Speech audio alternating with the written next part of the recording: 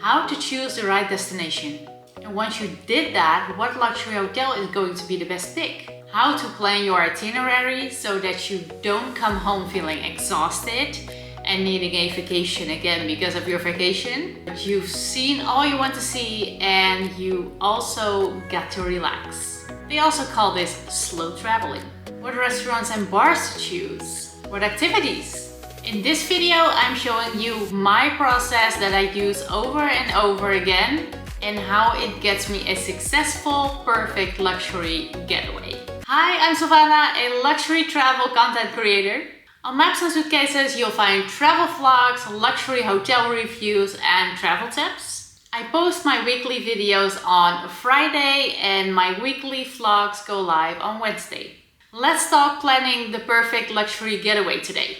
We start by choosing the destination, of course, because that is pretty much the base of everything. So how do you choose your destination? The first thing that you think about is, when am I leaving? When do I want to go? Let's say that you want to leave in April/May. Then a lot of good destinations for those times are located in the south of Europe. I would always go for a city trip during these times because the cities in southern Europe are the best temperature around these months. Some amazing destinations could be Lisbon, Barcelona, Madrid, Sevilla, Rome, Athens. So you want to be looking around that area, like that whole southern area. And definitely don't exclude the southern of France, because Nice, for example, would also be a great location for these months. For the sake of example, in this video, let's go with Rome. I love Rome and I need to go back. So yeah, let's plan Rome. The one time I visited Rome was back in 2016, 10 years ago, and we went in August. Now everything about that trip was bad except for Rome. Rome is so gorgeous. The history, the food, everything. It is like you are walking inside of a movie. I love it. I love it. I love it. And what I can say from literal experience is, don't go to Rome in August because you will regret it.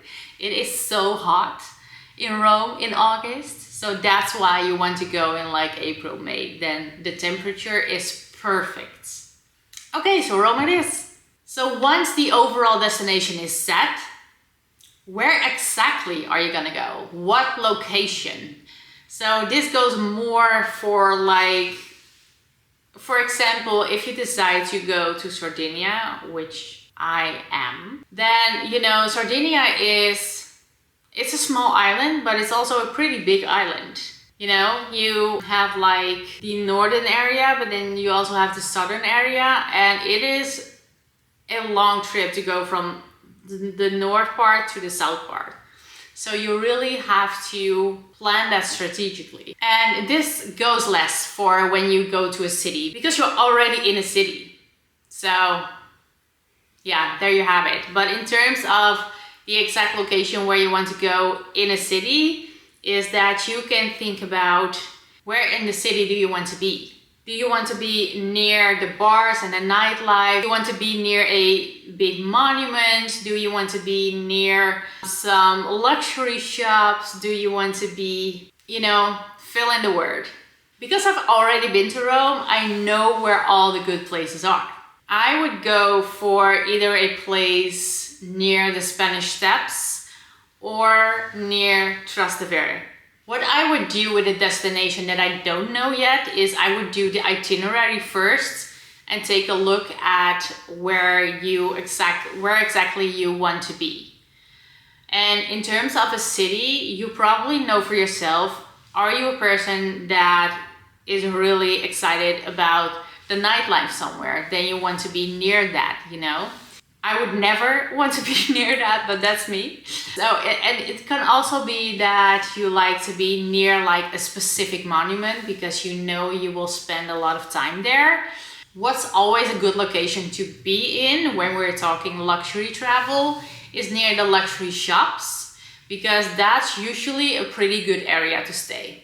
As I mentioned, like if you're going to an island or to like a bigger thing, a bigger location, then what I would do is start with your itinerary and then take a look at where you actually want to be regarding the hotel.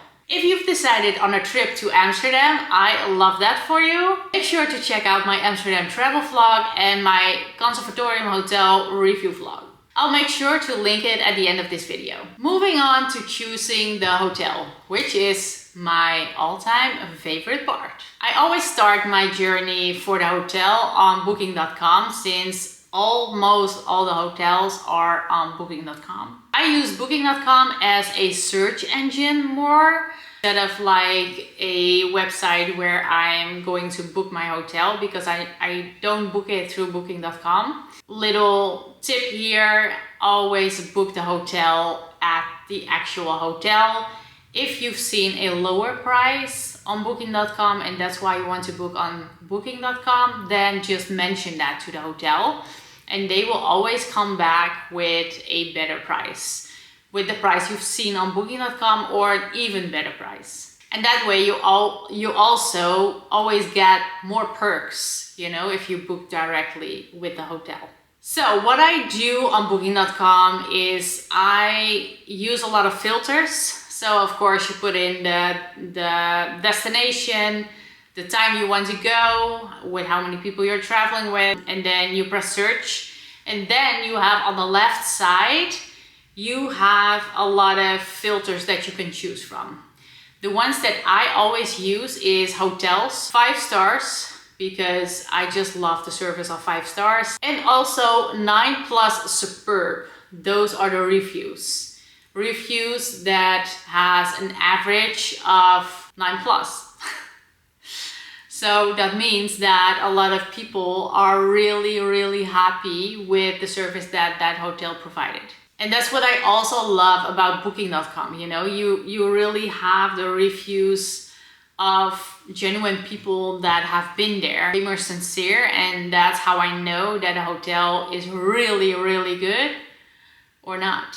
So when I filter on those things, the very best hotels come out of that search. Then I'm going through them. I look at the photos, which one matches my vibe most. I put those into a spreadsheet. Yes, I'm very organized. I'm such a nerd in these things. So I put it in a spreadsheet, and then eventually I take a look at the spreadsheet and I'm like, okay, which one scores best on what topics? So I look at the exact location that they're in. I look at their reviews, their photos. I look at the rooms, of course. I look at the spa. And then the overall picture on all the hotels are just like in one overview. I love it. And that's exactly how I see which hotel I want to book. So moving on to creating the itinerary. I create my itinerary always on Wonderlog. I love it so much. Wonderlog is like, it's a website. You can literally plan out your whole freaking trip. So what you do on Wonderlog is that you create your destination, your destination's itinerary.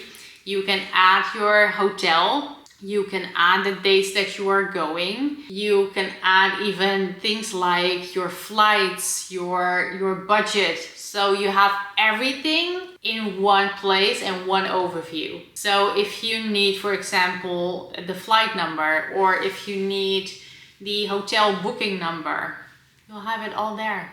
It's like all in one place. It is amazing. It is amazing. And what it also does, when you add like the things that you want to do, that you want to see in your days, it automatically calculates how long it takes you to go there. It automatically puts like your hotel first and last, because that's where you start and that's where you hopefully end. And it calculates all the times in between that it needs you to go from the hotel to activity number 1, And then activity number 2, I'm just naming things. And then to the restaurant for lunch. And then, you know, all the way. It gives me so much peace. So much peace. It's just, you just know everything. This is not an ad, by the way. I really love it. So what I do, I first create my trip on Wonderlog and I add my hotels, my travel dates and everything. If I have booked the flights already, I also add the flights. And then what I do is I go on social media. I go on Instagram, on TikTok, I go on YouTube, of course, to look for the best things to do, the best things to see. And I collect that from Instagram, from TikTok, from YouTube. So everywhere there is something else. Because what I see, what I always notice is that if you look for something, amazing things to do in Rome, they always show you the same things. And that is why I go on multiple applications, because maybe it's just the algorithm, that can also be, but on all different social media apps, it is showing me different things. So that's why I use all 3. And when I feel like, okay, I have enough, then I put everything on Wonderlog in the list, you know, of places to do and see. And when I am done with that list, so I will know, okay, this is enough or even too much. I have to choose things, which I'm really bad at, but okay. I look at each and every one of those things and I will add it to a day.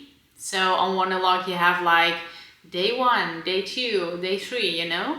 By the end of the planning, everything is in there and I know exactly what, how, why, when. And it's just clear to me. And so what I also do in Wonderlog is that I create space in between. I never plan it like I'm present in my own itinerary. I always make sure that I have space left to just, I don't know, take a walk or to go to the spa or, you know, to just literally relax. Because if I plan it from waking up to going to bed every day, then I get back home like needing a new vacation. And that's not what we're doing here. We are relaxing. If this video was helpful this far, I would love for you to give it a like, to help it get seen by more people, and to subscribe and click the bell so that I can officially welcome you to the community and you get a notification when my next videos are live. Psst. There is a Vienna travel vlog and luxury hotel review vlog coming in a few weeks. Then we got to choosing the restaurants, which is so important. The destinations have this much restaurants and you have this little time. So you want to make sure that you're booking in the right restaurants on every evening that you spend in that destination, because you just, you know, you want the best experience, of course. So this is a really important one.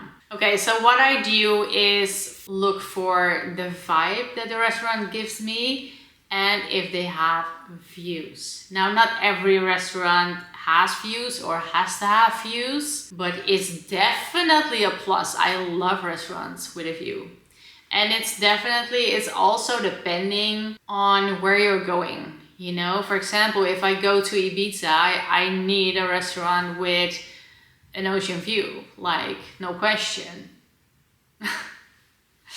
But for example, if you're going to a city, then you may expect that you do have some restaurants with an amazing view.